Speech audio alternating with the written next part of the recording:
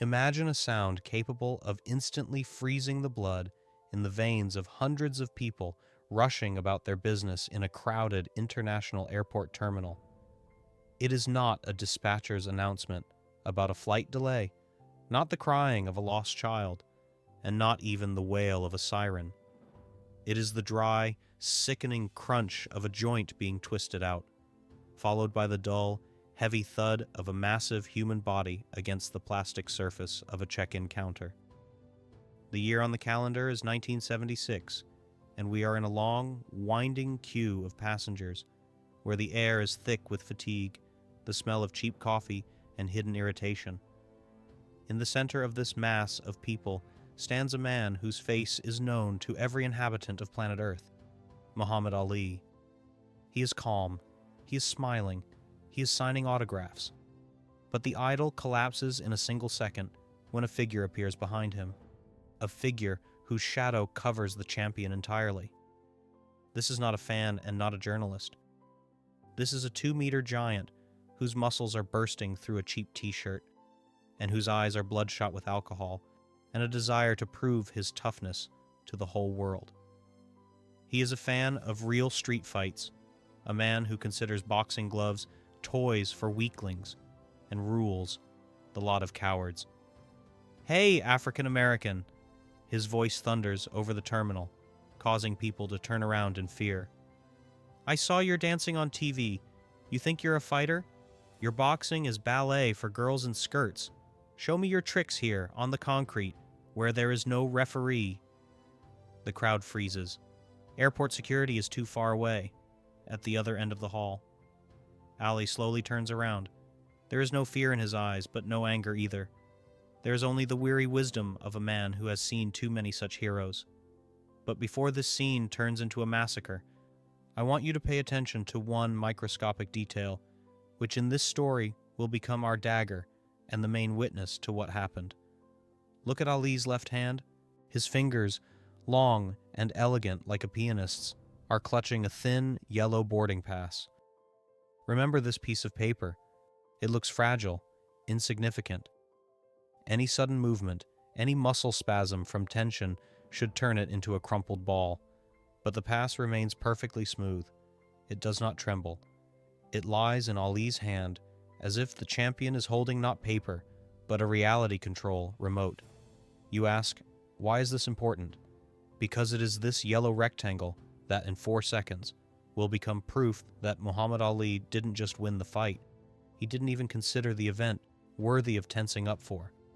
The giant, seeing Ali's calmness, flies into a rage. He perceives silence as weakness, as fear. He takes a step forward, violating the legend's personal space, and pushes Ali hard in the chest. This is not just a shove. It is a challenge thrown in the face. Ali swayed slightly, but his feet remained in place, like the roots of an oak tree. He didn't raise his hands. He didn't take a stance. He simply looked at the attacker and quietly said, "You're in the wrong line, son. Your flight isn't to New York, but to the trauma ward." These words should have cooled the ardor, but they worked like gasoline poured onto a bonfire. The giant roared. He wound up for a second, crushing blow, putting all his mass, all his hatred for ballet into it. The spectators in the queue squeezed their eyes shut, expecting to see the greatest fall.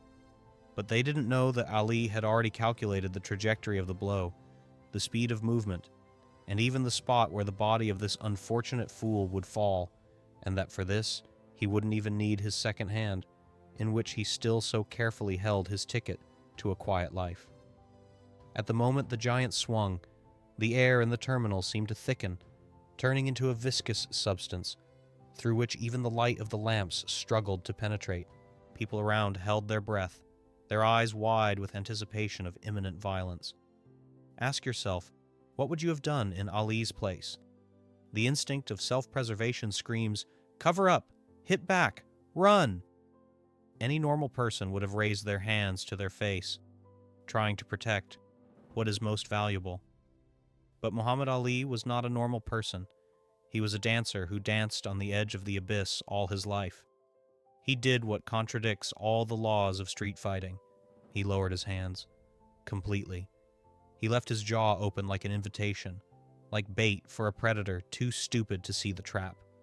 The giant, seeing this defenselessness, smirked.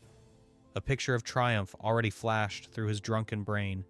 There he is, the great Ali, lying at his feet, and the crowd applauding the new king of the streets. He put everything into this swing, the weight of his body, the inertia of the pivot, all his anger at the world that didn't appreciate his talent. His fist, huge as a sledgehammer, flew forward, cutting the air with a whistle that was audible even through the noise of the airport. It was a killer blow, a blow capable of breaking a bull's neck. The spectators in the queue instinctively recoiled, shielding their children. It seemed disaster was inevitable, but here, that very conveyor belt principle comes into force, making you doubt the reality of what is happening. Ali didn't just stand there. He waited.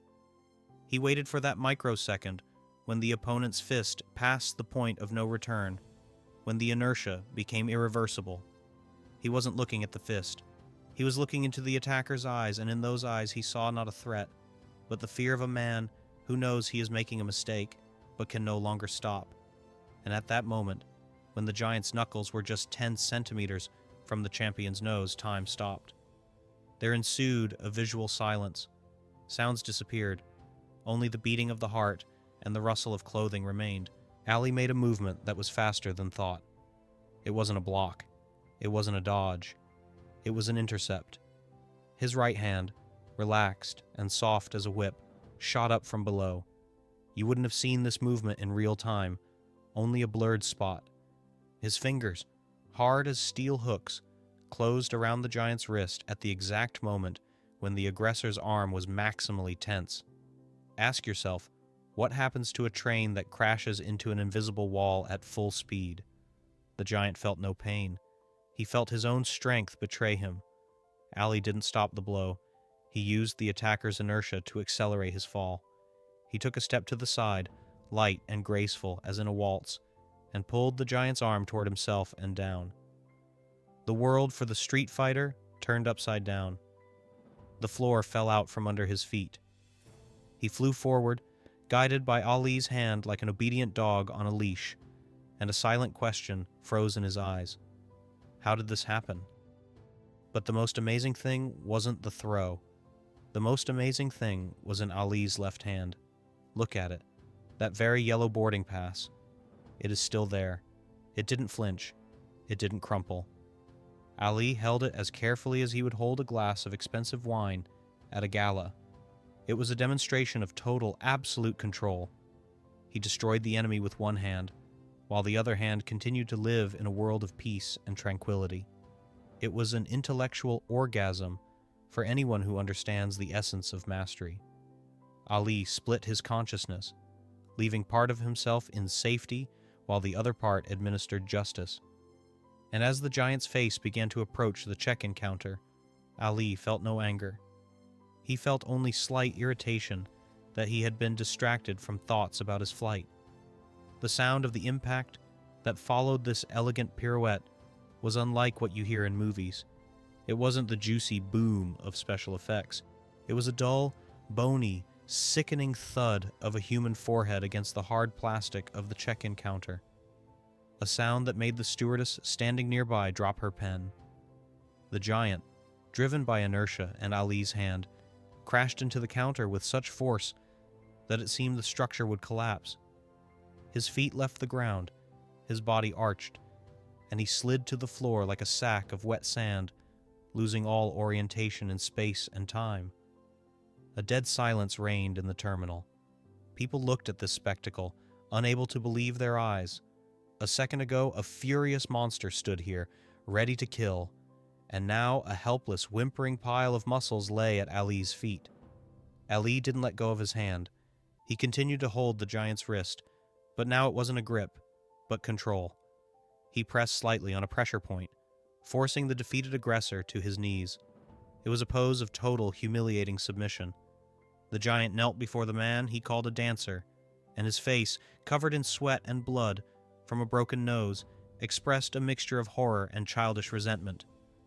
He tried to say something, but only inarticulate sounds escaped his throat. His world, built on the cult of brute force, had collapsed in 4 seconds. And here occurs that very Santa Barbara effect, which flips the meaning of the scene. Ali didn't hit him. He didn't kick a man when he was down. He leaned close to the giant's ear, so close that his lips almost touched the sweaty skin, and whispered a phrase that was scarier than any punch. "Your boxing is ballet. Then why are you dancing to my tune now, son?" There was no malice in this question. There was the cold, pedagogical cruelty of a teacher punishing a negligent student. Ali showed him that strength is not the size of a bicep, but the speed of thought. That a real fighter is not the one who screams the loudest, but the one who stands quietest before the strike. The giant froze. He realized that his life was now in the hands of the man he had insulted. Ali could have broken his arm with one movement. He could have humiliated him even more. But instead, Ali did what finally finished off the street fighter's ego. He slowly unclenched his fingers. He let him go. He drew himself up to his full height, adjusted his jacket, which hadn't even wrinkled, and looked at the girl behind the counter. Look at his left hand.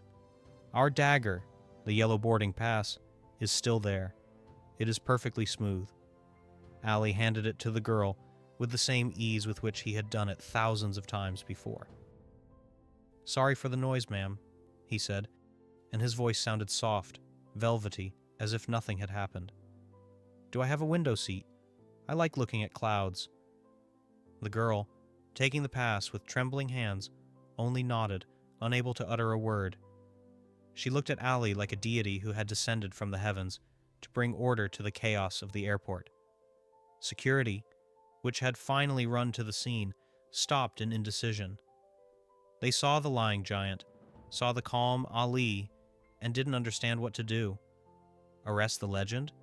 Or call an ambulance for the aggressor? Ali solved this dilemma for them.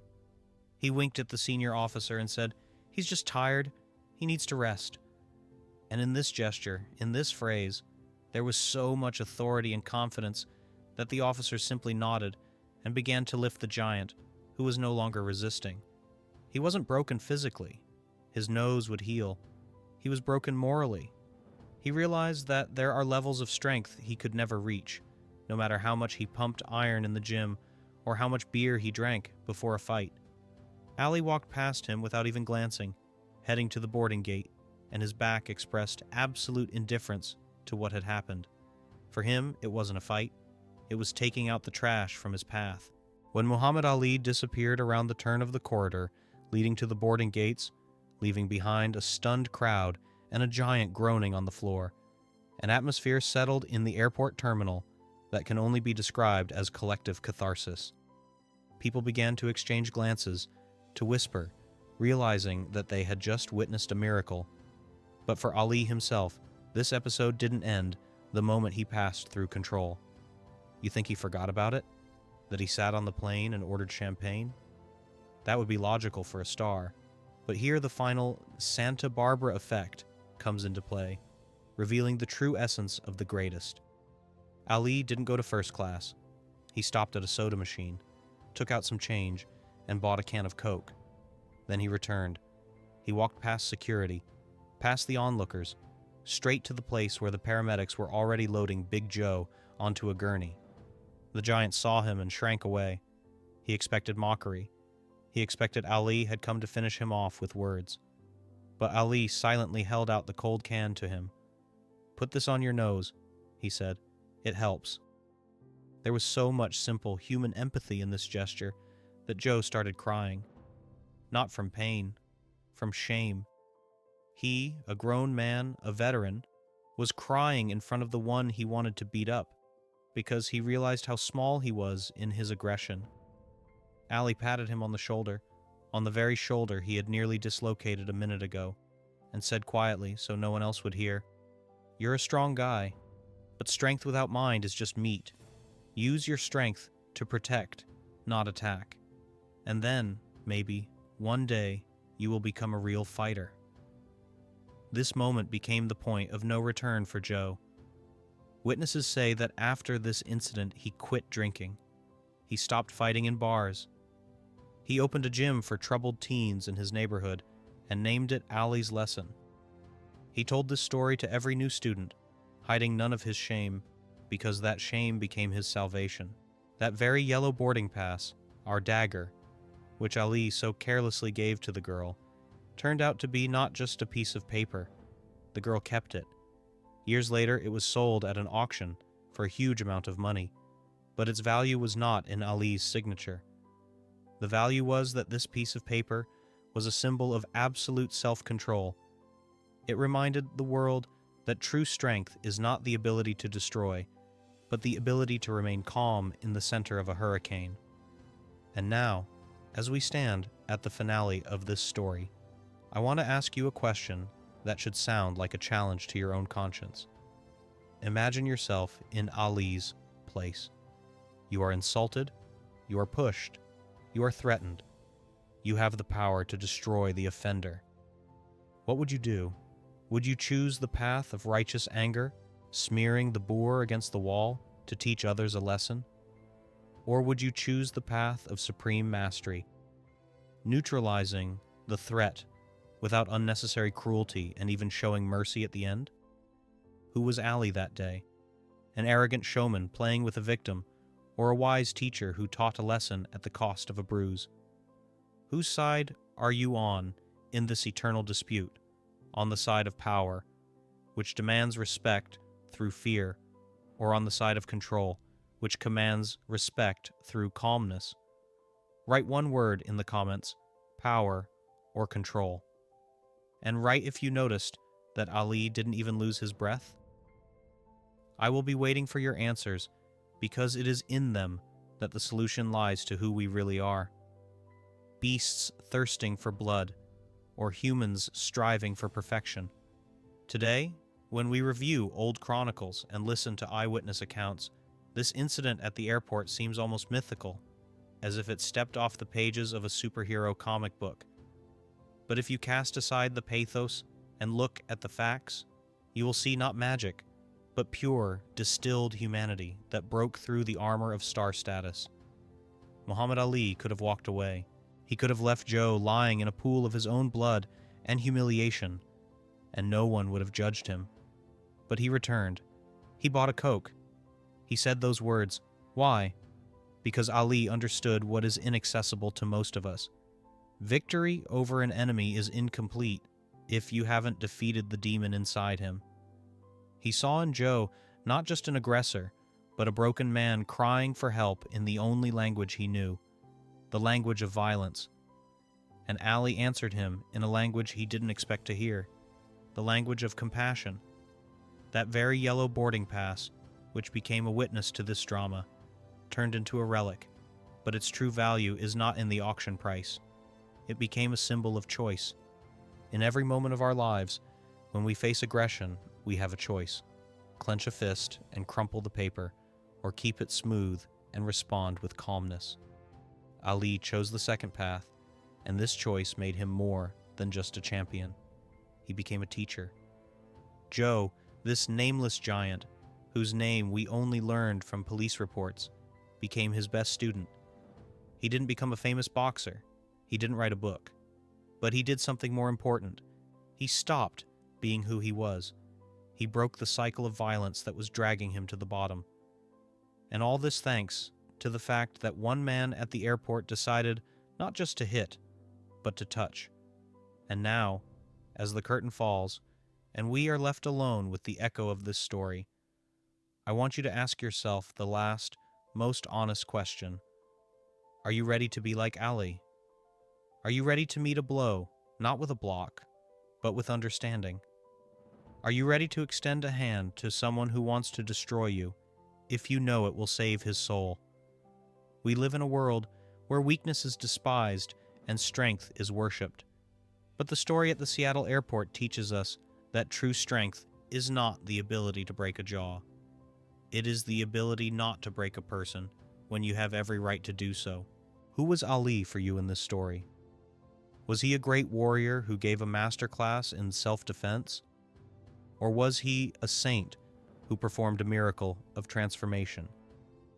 Write in the comments what you think. And if you ever find yourself in a situation where you are being yelled at and pushed, remember that yellow pass. Remember that it remained smooth. And maybe that memory will help you keep not only the paper smooth, but your own soul as well. I will be waiting for your answers, because it is in them that the legacy of the greatest lives, not in gold belts, but in the lessons he left us on the dusty floor of a terminal,